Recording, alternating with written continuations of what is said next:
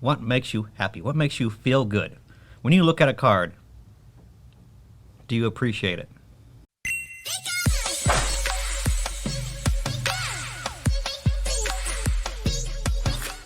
Hey everybody, what's up from Pokemon Classics, reminding you that the classics never go out of style. You know, this video is a little bit different than what I usually make. It's actually a video response to another video that I watched recently from one of my favorite PokeTubers out there on the internet, and that's Mason from Cardinal Gaming. If you guys have slept on Mason, he's always preaching the truth. Very nice guy, well-informed, and I can't recommend his videos enough. In fact, I'll leave a link to his YouTube down in the description below for you guys to check out. Anyway, in this video, Mason went over 5 cards, and these cards were from vastly different ends of the Pokemon spectrum, from Shadowless Charizard being a vintage, pretty valuable chase card, to modern full art trainer cards, talking about the appreciation levels and the different types of interest people can have within the hobby. What I loved about this is he was using this metaphor to tackle a deep issue within the Pokemon community right now, one that's a bit divisive. That's this idea that we can have a peaceful coexistence in the hobby of people with different interests, passions, and preferences for Pokemon collecting. We all have different reasons why we're here. And none of them have to take away from the other. None of them invalidates the other. So I absolutely love this, and in that vein, what I wanted to do was show off and talk about 5 cards that have a lot of sentimental value to me. These aren't the most valuable cards. They're not cards that I'm typically seeking after collection in PSA 10 graded form and showing off for their value. But these are cards that bring back visceral memories for me.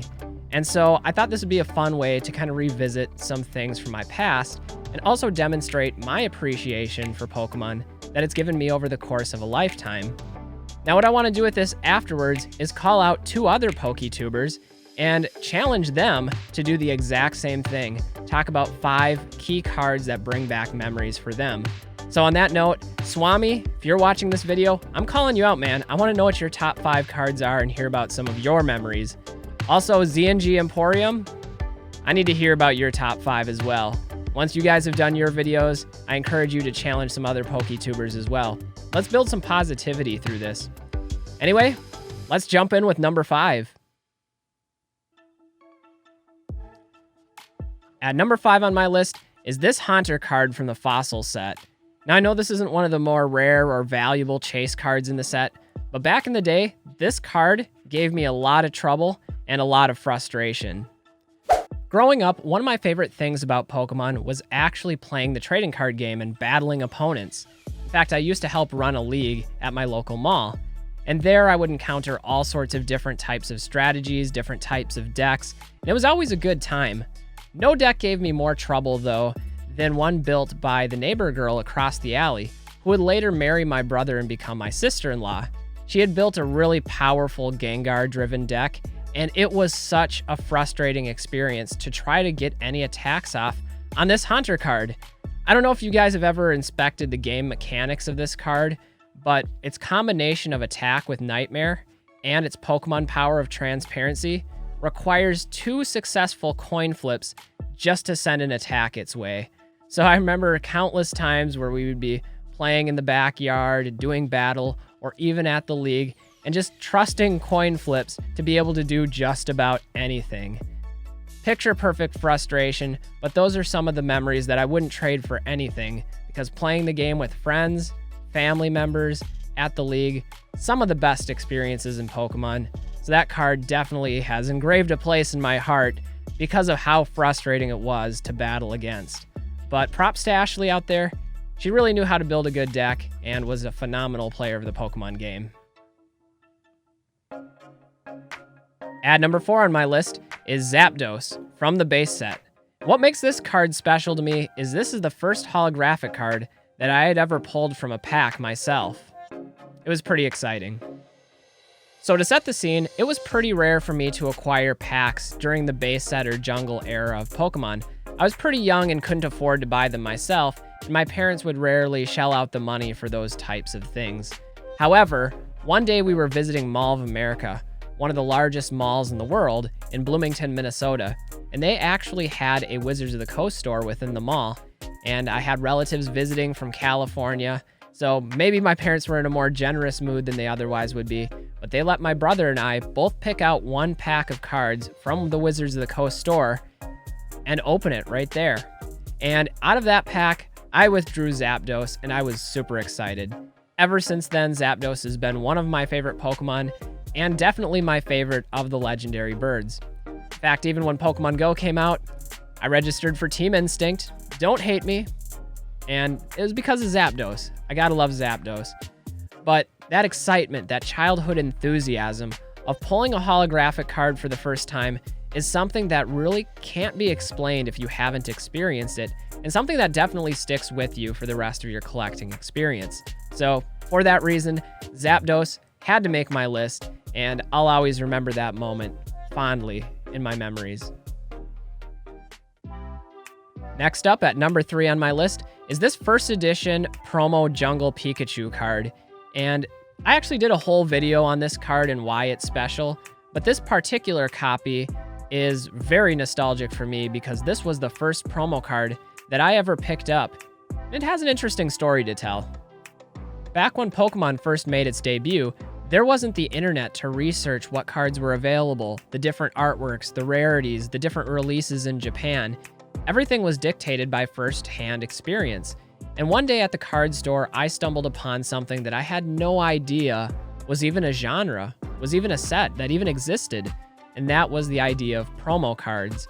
So one day while flipping through the bargain display case, the cards that were like $10 or less, I came across this chunky 3D artwork version of Pikachu.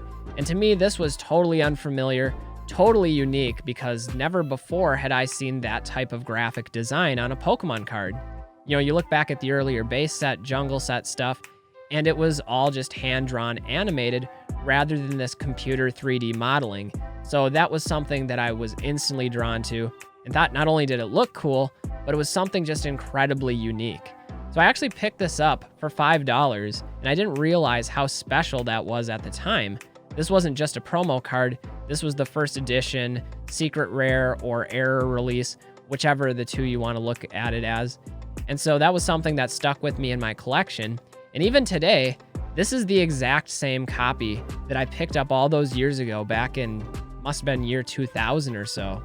It's been with me for the better part of 25 years. I've got it graded. It actually graded a mint 9. That shows you that I took care of cards that had some sentimental value to me. And this one has been in my collection ever since, and it'll continue to be in my collection forever. It's one that I'm very happy to have. This next one might be a little bit surprising, but at number 2 is this Totodile card from Neo Genesis. Now, I know what you're thinking. Totodile? That's not even a holographic. It's not even a rare card. That's just a common. But what makes this card special is it came to me as a gift. Now, I don't have kids of my own, but I do have a niece and nephew, and they're incredibly special to me, and they know that I'm passionate about Pokemon, and that's a passion that they share. So often we're able to do things and bond over that shared love of Pokemon. One day, though, for Christmas, my nephew gave me this Totodile card, and it's nothing particularly valuable or special, but I knew it was a card from his collection that he valued quite a bit, and to have that given to me as a gift really meant a lot because it was the sincerity and the love behind it. And so I don't know if you guys have ever noticed this, but in my background over here, I have a Pikachu that was a gift from Worlds a few years ago. And I actually keep this Totodile right next to that Pikachu in all of my background shots of my videos.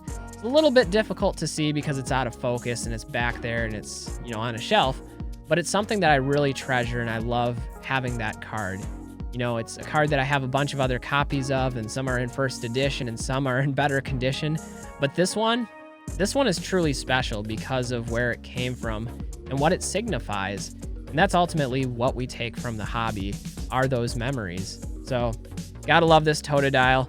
Totodile was quite a character in the anime. You gotta love Totodile. Last up on my list is this Shadowless Raichu card. What makes this one special is this is the first Pokemon card to ever enter my collection. And it's still here. So I actually made a whole video about this card and how I originally started collecting, but I'll give you guys the summarized version. back when Pokemon was first released, I was over at a friend's birthday party, and he was passionate about Pokemon. I was pretty skeptical and hesitant. I didn't really see the value in it. The next morning, though, after the sleepover party, we went out to our local card store called Shinder's, and he was picking out some cards for his birthday, and I had some money with me, and I bought this card for $15. My parents were pretty upset. They thought it was a waste of money, but I was just drawn to this Raichu card, and that's really what hooked me into Pokemon. Once I had one, I needed to have more, and this card has stayed with me all of that time. Now, this card is in terrible condition. There's creases on it, there's scratches on it. It's not worth a whole lot. If I were to send it to PSA to get graded, I'm guessing it would get a 3 or a 4.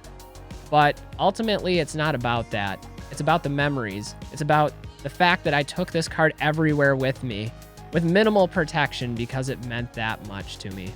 And so when we're talking about what card brings you joy, going back to Mason's video, Which one of these makes you happiest? Not which is the most valuable, not which would you like to have or wish that you had in your collection. Which, when you look at it, makes you happy. it's cards like these. These are the ones that make me truly happy and that I find specially connected to, that have memories behind them. And ultimately, I think that's what draws people to Pokemon collecting to begin with, is that we have these visceral memories and connections to every one of the cards that we value within our collection. Those are my top 5 cards.